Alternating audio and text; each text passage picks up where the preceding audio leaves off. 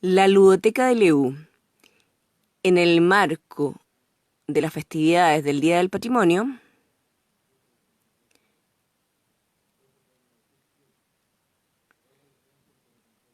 la lectura del relato Un tronco vacío, por Betty Fernández Herrera, basado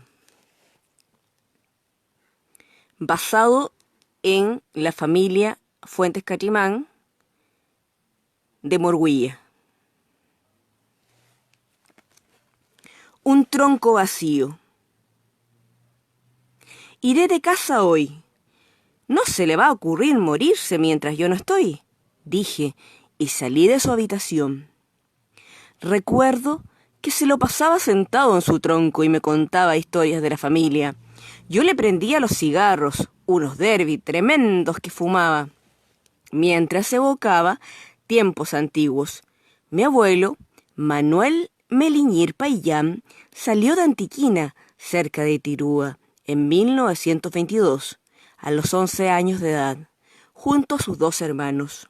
Solo sus pies, dispuestos a aventurarse a la extensa caminata y su hombro cargando un saco con sus escasas pertenencias.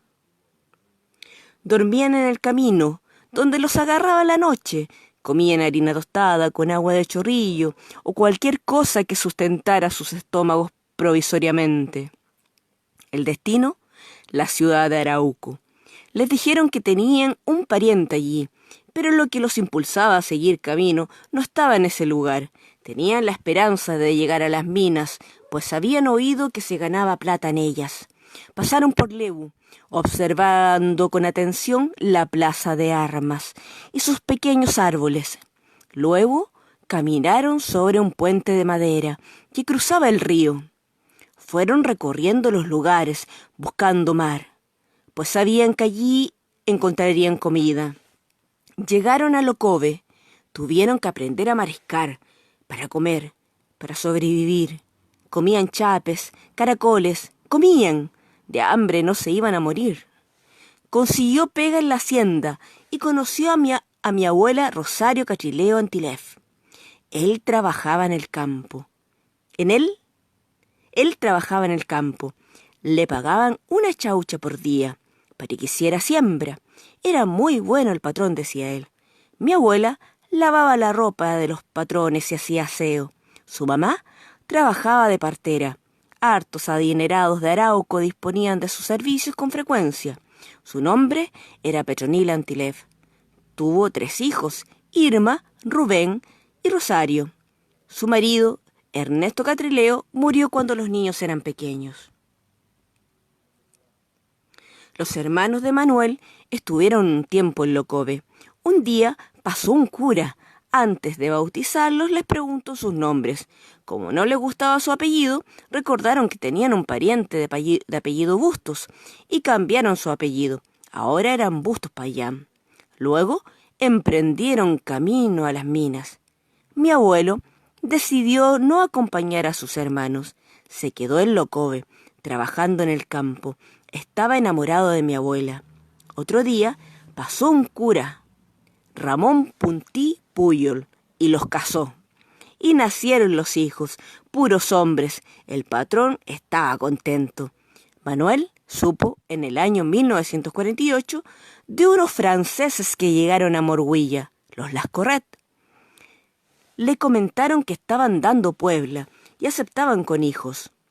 En ese tiempo tenía 9 hijos: Eduardo, Norberto, Ramón, Antonio, Nicasio, Onofre, Custodio, Leonor y Juvenal, y decidió partir con toda la familia Bustos Catrileo, con su suegra y sus 2 cuñados, con camas y petacas, en 6 carretas con ruedas de palo, que los Lascorret enviaron para su traslado. Cuando pasaron por Lebu, quiso mostrarles a sus hijos la plaza, rememorando sus 11 años. Tenía más árboles y pequeñas palmeras. Luego subieron por calle Río Seco. Al llegar a la cuesta del Camarón, una de las carretas se enterró en el barro. Entonces, con sus hijos a 2 yuntas de bueyes, desenterraron la carreta y prosiguieron camino. Llegaron a Morhuilla. Ellos pensaban que iban a llegar a la hacienda, pero no. Los mandaron lejos, casi cerca de la playa. Allá tuvieron que ir a vivir, a la pobreza más grande. Mi abuelo Manuel se vio en la necesidad de construir una casa de paja, porque no había nada. Tenían que limpiar, sembrar, cuidar los animales, trabajar para no morirse de hambre. Mi abuela tenía que venir de allá a trabajar a la hacienda. 5 hijos más nacieron en Morhuilla: Rosalía, Carmen, Dominga, Matilde y Martín.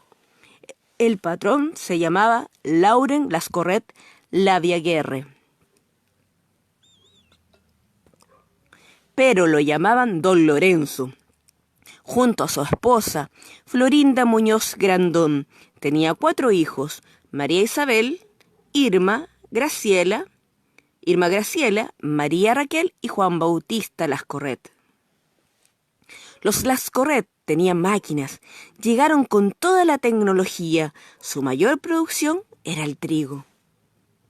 Los cabros empezaron a crecer, salieron buenos para la pega y ayudaban a mi abuelo, hacían buena siembra y empezaron a salir adelante. Trabajaban de sol a sol. Su hijo Norberto, uno de los mayores, salió más pillo, inteligente, bueno para los números. Él no era bueno para trabajar en el campo. Él veía que en la hacienda comían en platos y les servían a los patrones. Ellos no comían en plato. Y un día llegó con platos a la casa. Don Norberto fue forzado. Recuerdo que, cuando me contaba de su vida, decía: ¿por qué tenía que pasar por todas esas pellejerías cuando era chico?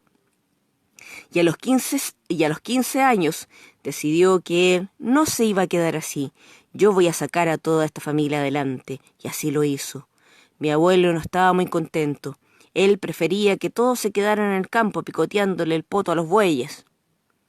Con los años, don Juan Bautista Lascorret emigró y sus hermanas pasaron a ser las patronas de la hacienda. Ellas se dieron cuenta de las habilidades de Norberto y le enseñaron a escribir. Le entregaron su confianza y él les ayudaba con las cuentas. Llegó a ser el brazo derecho de las Lascorret, el campero. Lo mandaban fuera de Morhuilla. Rosamel, su cuñado, lo acompañaba de chofer. Entonces le construyó una casa a mi abuela, en la planicie, más cerca de las patronas. Don Norberto instó a sus hermanos para que se fueran del campo. Los ayudó. El hermano de mi abuela, Rosario, Rubén, nunca se llevó bien con Manuel y no le gustaba trabajar en el campo. Él se fue de Morhuilla a Lebu a trabajar en la mina. Los sobrinos vieron que el tío llegaba a la casa a ver a su hermana, con regalitos, cositas para la casa. Eduardo, Ramón y Nicasio decidieron ir a probar suerte a las minas de Lebu. Y de verdad se ganaba plata. Juvenal fue ingeniero, Dominga y Matilde profesoras, Antonio y Norberto se quedaron en el campo. El resto se casaron y se fueron a buscar un mejor porvenir, y los nietos fuimos apareciendo. Con ese panorama, todas las cosas empezaron a salir bien, y don Norberto se compró una casa en Lebu, en el sector de los filtros. Esa fue la casa de todos. Todos llegaban allí. Lo malo, Carlos salió bueno para el copete, y se descarrió con el trago. Perdió la pega, y regresó al campo. Un día, en una de sus escapadas a Santa Rosa, para ir a tomarse sus traguitos, un bus lo atropelló. Ese fue el primer velorio que hubo en la casa. Mi abuela Rosario y mi abuelo Manuel estaban deshechos. Yo, el hijo menor de Leonor, Joaquín Hernández Bustos, tenía 4 años y lo recuerdo bien. Corría el año 1982. Ramón también salió bueno para el trago, pero se mantuvo en la pega. A Nicasio lo echaron de la mina por rosquero. Mi abuelo Manuel seguía trabajando en el campo. Mi abuela hacía mantas de lana de oveja, quesito, harina tostada, cosechaba verduras, criaba pollos y se hacía su platita. Don Norberto iba a Curanilahue de a caballo con 2 canastos repletos de productos para vender en la feria. A su regreso, volvía con suministros para la casa, arroz, fideos, harina. Se abastecían con eso. Don Norberto era buen negociante. Mi abuela falleció el año 2007. Tenía 94 años. Mi abuelo falleció el 2011, tenía 100 años. Yo tenía 33. Ese día regresé de cazar. Lo fui a saludar a su pieza y me fui a la cocina. Me senté a comer y ni alcancé cuando alguien dijo que el papá, mi abuelo, había muerto. Yo me sorprendí. Yo le había dicho que no se le ocurriera morirse si yo no estaba, pero lo dije por decir, y resultó cierto. Me esperó el viejito. Esperó a que yo volviera para morirse. Ese tronco hoy está vacío.